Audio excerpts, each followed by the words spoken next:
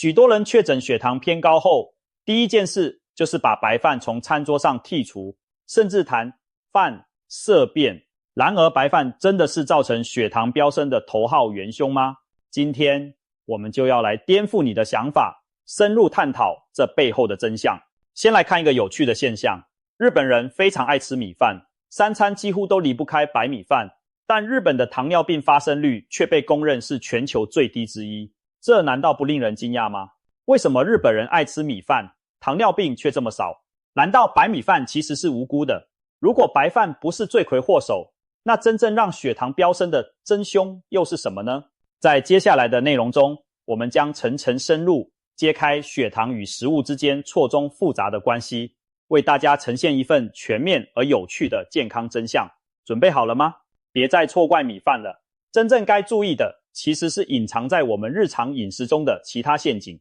就拿我们身边常见的一个例子来说吧，一位65岁的老张在前几年确诊了第2型糖尿病，从那之后他对白米饭敬而远之，他每天只吃少量地瓜和青菜，主食几乎不碰白米饭或白面条，希望以此控制血糖。然而奇怪的是，老张的血糖还是时常飙高，让他困惑不已。原来老张虽然不吃饭，但他早餐爱喝2大碗白粥，下午又常吃几把葡萄干当零嘴，渴了还喜欢来杯现榨果汁解渴。饭是不吃了，可这些他以为很养生的习惯，却在悄悄拉抬他的血糖。像老张这样的例子并不少见。我们总以为问题出在主食上，却忽略了真正让血糖失控的凶手藏在别处。像老张这样的人不在少数，难怪糖尿病近年来在全球各地快速攀升。国际糖尿病联盟的资料显示，目前全球已有超过5亿名糖尿病患者，而且发病年龄有愈来愈年轻的趋势。糖尿病被称作沉默的杀手，本身虽不会直接致命，但长期高血糖会侵蚀全身器官，引发上百种慢性并发症，对健康的威胁极大。面对这样的趋势，我们更有必要重新审视自己的饮食习惯，揪出那些隐藏的风险因子，把血糖问题扼杀在萌芽阶段。别忘了，糖尿病绝大多数都是后天饮食生活造成的，只要找出原因并改变，仍然有机会预防甚至逆转。我们不妨从一个反常的现象找到线索。有个民族明明爱吃白饭，却长期将糖尿病盛行率维持在很低水准，那就是日本人。要解开这个谜团，我们得先从日本人的餐桌和生活习惯说起。有医学专家指出，日本人并不是不会得糖尿病，只不过相较之下比例低很多。随着饮食西化，日本近年糖尿病患者也逐渐增多，但以往长期维持在全球偏低水准。那关键差异到底在哪里呢？最大的不同就在怎么吃上。日本人大多数时候吃的是清淡纯粹的白饭配菜，例如一份传统日式定食通常包含小碗白米饭，搭配烤鱼或豆腐等豆制品当主菜，以及一碗味噌汤和一些腌菜，每样分量不多，但种类丰富，营养均衡，热量适中。白饭盛在小碗里反而不容易过量，各种配菜提供的膳食纤维和蛋白质还能帮助减缓碳水化合物的吸收速度。相较之下，如果我们盛一大盘油滋滋的炒饭当作一餐，白饭伴着大量油脂和咸香酱汁，缺少蔬菜蛋白质的搭配，热量爆表，血糖冲击自然远比日本那碗清淡的小菜白饭来得剧烈。除了饮食内容不同，生活习惯也是重要因素。日本人普遍有大量步行的习惯，许多上班族每天通勤都要走很长的路或上下许多阶梯，看似平凡的日常活动，对于稳定血糖却有莫大帮助。运动可以让肌肉细胞更有效利用血糖，降低胰岛素阻抗。难怪日本人在吃完白饭后，血糖不太容易飙高，因为他们的身体早已透过日常充足的活动，提高了吃糖耐受度。反观久坐不动的生活，正是糖尿病的温床，吃进的糖分用不掉，只会转成脂肪囤积起来，进一步干扰胰岛素作用。还有一点值得一提，日本人吃饭讲究多样少量，传统和食强调一餐内容多元，每餐通常包含米饭、鱼类或豆腐等豆制品当主菜，还有汤品与腌菜等配角，每样分量不多，但种类丰富，既均衡又避免暴饮暴食。白饭一小碗，配菜数样，吃完刚刚好。有饱足感又不会过量。而各种菜色中的纤维和蛋白也帮助减慢碳水吸收速度。相较之下，如果我们一餐只吃单一大量的精致淀粉，例如一大碗半油酱汁的面，血糖波动就明显剧烈得多。此外，日本饮食中隐藏的一个优势是，他们较少饮用含糖饮料。日本人用餐时普遍喜欢喝茶或白开水，很少配可乐或奶茶这类高糖饮料。超市里也充满各种无糖茶饮，像无糖绿茶或乌龙茶供人选择。在街头，自动贩卖机卖的多是无糖茶和无糖咖啡，少了大量含糖饮料的热量。日本人总糖分摄取自然比嗜甜的地区来得低，这也是为什么同样天天吃白饭，日本人反而更能维持健康的体重和稳定的血糖。综合来看，第二型糖尿病的罪魁祸首其实是热量过剩加上缺乏运动导致的代谢失衡。过多的精致糖分和脂肪缠斗在一起，使得本来无辜的白饭也被牵连，背上了黑锅。白饭常被贴上升糖炸弹的标签，但真正让你血糖失控的因素，其实藏在整体饮食结构和生活方式中。接下来，我们就要揪出几个真正让血糖飙升的饮食真凶，看看你是否也掉入了这些陷阱。白粥可以说是第一号隐形的升糖凶手。许多人误以为白粥清淡又容易消化，尤其身体不适或食欲不振时，来碗热腾腾的白粥似乎最养胃。不少糖友在血糖高时也会选择稀饭充饥，觉得比吃干饭安全，但事实恰恰相反。有医生直言，糖尿病患者早餐千万别只喝白粥，因为那等于在喝糖水。白粥对血糖的影响远比白饭严重得多，粥煮得越软烂，米粒中的淀粉就被分解得越充分，消化吸收的速度极快。白米饭本身的升糖指数 GI 值约在70多到80之间，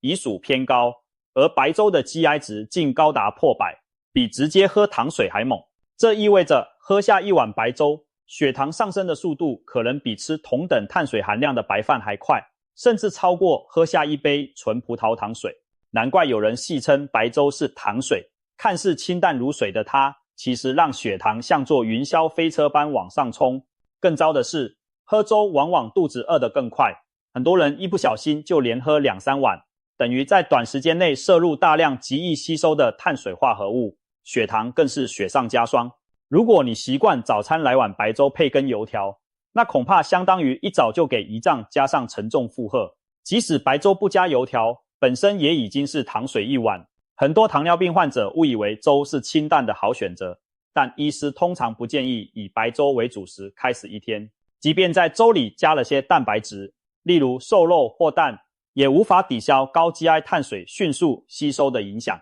那怎么办呢？其实只要改变煮粥的方式，就能降低白粥的升糖杀伤力。建议熬粥时可以加入一些糙米、燕麦等全谷杂粮，增加膳食纤维，或是不要把粥煮得过于软烂，让米粒保留一点完整的口感。这些方法都能减缓淀粉的释放速度，让血糖上升没那么快。如果真的喜欢喝粥养胃，不妨改喝南瓜粥、胚芽米粥等粗杂粮粥品。总之，千万别被白粥的外表骗了，清清如水的稀饭下面其实暗藏巨大的升糖威力。鲜榨果汁也是让血糖猛升的一大陷阱。许多人认为水果天然健康，果汁当然也是满满维生素的养生饮料，但其实把水果拿去榨之后，就从健康食品变成了含糖饮料。果汁在榨取过程中，水果里的膳食纤维大多被丢弃，而果糖和葡萄糖则从果肉细胞中释放出来，变成了游离糖分，极易被肠胃迅速吸收。简单来说，一杯看似营养的鲜橙汁进入体内后的效果跟可乐差不多，甚至某些果汁的含糖量比汽水还高。如果空腹一口气喝下一大杯果汁，血糖很快就会飙升到不健康的高峰。更何况，一杯果汁往往需要好几颗水果才能榨出那么多汁，谁会一次吃下4-5颗橘子？但做成橘子之后，你很可能3-2下就喝光，等于短时间摄入远超过平常吃整颗水果所获得的糖分。由于缺乏纤维的缓冲，果汁里的糖分直接冲击胰脏，加重胰脏负担。久而久之，爱喝果汁的人反而可能引发肥胖和胰岛素阻抗。很多人以为每天喝果汁是在补充维生素，却不知这习惯正在伤害自己的血糖控制能力。其实，与其喝果汁，不如直接吃整颗水果，既有纤维又有饱足感。一些号称健康的果汁饮料，例如水果优格饮、浓缩蔬果汁，常常添加不少糖或甜味剂，也应当慎选避免。总之，别再把果汁当健康圣品了，它对血糖的破坏不输任何汽水或含糖饮料。研究也支持这样的观点。有大型研究发现，每天额外喝一杯约240毫升的果汁，罹患第二型糖尿病的风险会增加约 5%。相反，如果把喝果汁的习惯改为直接吃一份新鲜水果，糖尿病风险反而有望下降。由此可见，水果还是吃比喝好。同样的，糖以固体形式伴随纤维一起摄入，对血糖的冲击就缓和得多。蜂蜜与红糖是许多人误以为健康，但其实不然的。甜味来源精致白砂糖常被妖魔化，所以不少人改用蜂蜜或红糖来调味，觉得天然的就比较健康。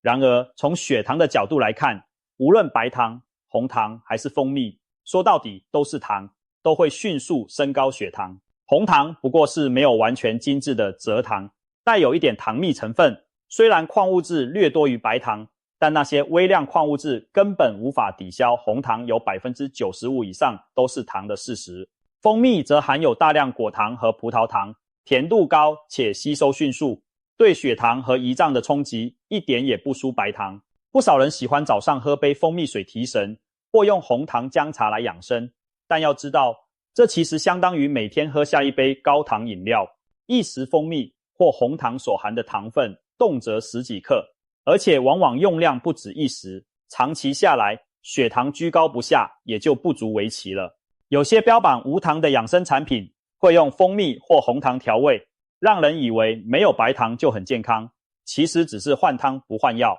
对于需要控糖的人来说，无论是白糖、黄糖、红糖还是蜂蜜，都应严格控制摄取。如果真的需要一点甜味，不妨选择代糖产品或天然甜味剂，例如甜菊糖，至少不直接提供可被吸收的糖分。总之，天然的不代表无害的。在升高血糖这件事上，蜂蜜和红糖可不比白砂糖更仁慈。现代人讲究回归自然，然而天然的标签往往让我们放松警觉，不踩地雷。例如前阵子流行的黑糖珍珠奶茶，强调使用传统红糖熬煮，听起来好像比用果糖糖浆更健康。然而，一杯黑糖珍奶的含糖量动辄超过50公克，热量爆表，其升糖速度一点也不比可乐慢。不少年轻人把它当日常饮料，长期下来对胰岛功能的伤害可想而知。所以千万别被古法红糖或天然蜂蜜这类字眼蒙蔽了。不管包装设计得多文青，宣称原料多，天然无添加，糖就是糖，摄取过量一样会危害健康。水果干也是常见的隐形升糖陷阱之一。许多人把葡萄干、红枣干和桂圆干等果干当作健康小点心，认为比吃糖果饼干强多了。毕竟是水果做的，应该比较天然吧。但事实是，大多数水果干的含糖密度极高，对血糖的影响一点也不输一般甜食。因为水果在脱水变干的过程中，体积大幅缩小，糖分却被高度浓缩保留下来。一小把看似不起眼的葡萄干，所含的糖分可能相当于一大串新鲜葡萄。更别提许多蜜饯类果干在制作时还额外加了大量糖和蜂蜜，甜滋滋的果脯吃起来很过瘾，但对血糖而言无疑是火上加油。另外，水果干因为缺少水分和膳食纤维，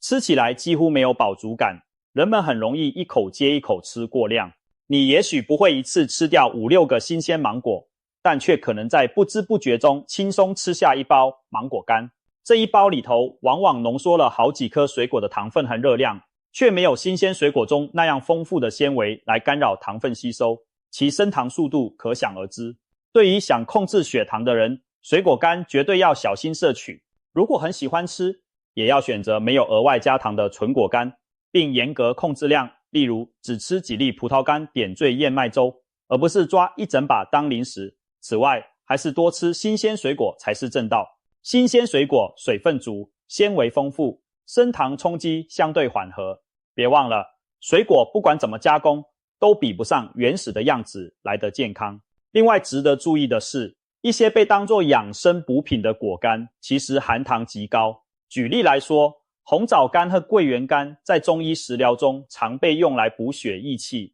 但它们的天然糖分高得惊人。糖尿病患者如果经常大量食用这些所谓滋补干果，血糖恐怕只会节节攀升。还有些人喜欢用蜜饯类果干泡茶当饮料，例如拿枸杞或红枣来泡水泡茶，喝起来甜甜的，好像很补，但其实等于在喝糖水，对血糖控制非常不利。想补充营养，还是从新鲜水果下手，更安全可靠。过于软烂的地瓜，出乎意料地也是让血糖飙高的黑手之一。地瓜、番薯一向被视为健康天然的优质淀粉，许多营养师建议用地瓜取代白米饭，因为地瓜富含膳食纤维，升糖速度较慢。然而，这个较慢是有前提的，必须在地瓜没有被煮得太烂的情况下。如果地瓜被蒸煮得软烂如泥，甚至用来煮甜汤或熬粥，那么其中的淀粉结构已被破坏殆尽，纤维也变得松散。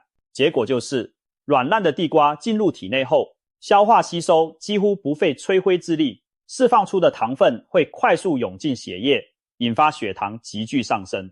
也就是说，同样一根地瓜，整块带皮蒸熟来吃，可能让血糖缓步上升，但如果把它煮到软烂，甚至打成泥，那升糖效果就完全不同了。有研究指出，不同烹调方式下，地瓜的升糖指数 GI 可以相差1倍以上。因此，原本属于低中 GI 的地瓜，一旦变成烂乎乎的地瓜泥，升糖指数可能飙到和白米饭不相上下。很多人早上喜欢喝地瓜稀饭，觉得比白粥健康，但如果地瓜已经煮得软烂融入粥里，那碗地瓜粥依然是高 GI 地雷。又或者有人爱吃软绵绵的甜地瓜羹或红薯糖水汤，这其实等于把地瓜变成了含糖甜品，对血糖的冲击绝不会小。解决办法呢，其实也简单，地瓜要吃得健康稳糖，尽量避免煮得过烂，建议采用蒸、烤等方式，将地瓜加热至刚熟软但仍有一点咬劲的程度，而且最好搭配蛋白质或健康油脂一起食用。例如和鸡蛋奶类混合制成地瓜泥烘蛋，或配几颗坚果，借此减缓胃排空速度。这样一来，就能既享受到地瓜的美味营养，又不怕血糖飙升。记住，任何食物的升糖影响都取决于烹调方式和吃法。再好的食材，如果处理不当，也可能成为血糖的隐形杀手。还有一个贴心提醒，如果想让地瓜更友善血糖，可以利用抗性淀粉的原理。地瓜煮熟后冷却再吃淀粉，老化形成抗性淀粉，反而更难被消化，升糖指数也会降低。因此有些营养师建议，糖友不妨将蒸熟的地瓜放凉或冷藏后再食用，搭配蛋奶或坚果当点心，既有饱足感又不怕血糖波动。当然，无论哪种食物，摄取总量也很关键，就算地瓜升糖慢，但一次吃过量，累积的碳水总量一样会让血糖超标。所以控糖饮食强调的适量原则对地瓜同样适用，别因为地瓜是好淀粉就放松警惕哦。当然，让血糖飙升的食物远不止上述5种，白吐司和蛋糕这类甜点，以及含糖汽水这些明显不健康的高糖食物，自然是糖友们都该敬而远之的禁区。用常识也能判断，我们特别强调以上5种，是因为它们经常披着清淡或天然或养生的外衣，让人掉以轻心，不知不觉摄入了过多糖分。正因为这些真凶比较隐蔽，更需要我们提高警觉，在日常饮食中有意识地避开或减少它们。看完上述分析，你是否发现了问题的症结？白米饭并非我们想象中那样可怕，只要以适当方式食用，它完全可以成为均衡饮食的一部分。反倒是那些我们平日容易忽略的食物，像是白粥、果汁、蜂蜜、果干、烂地瓜，才会在不知不觉中推高我们的血糖。要维持血糖稳定，真正重要的是全面均衡的饮食和健康的生活习惯。我们应该尽量少碰过甜、过油以及高度精致加工的食物，多摄取富含纤维的全谷杂粮与蔬菜，并搭配优质蛋白质。同时，别忘了规律运动，尤其饭后动一动、散散步，让身体处于活动状态，才能帮助把血糖消耗出去。不用谈饭色变，也无需迷信某种单一的神奇食物。健康的关键在于长期维持良好的饮食模式与生活习惯。最后，请别再冤枉无辜的米饭了。日本人的经验告诉我们，只要吃对方式，养成良好的饮食习惯，即使餐餐都有白饭，也能把糖尿病风险控制在低水准。我们真正要提防的，其实是那些隐藏在认知盲点里的真凶。调整好饮食内容，并配合适当运动，你也可以守住自己的血糖防线，享受美食的同时保持健康。毕竟，真正决定我们健康的，从来不是某一种单一食物，而是整体的生活方式。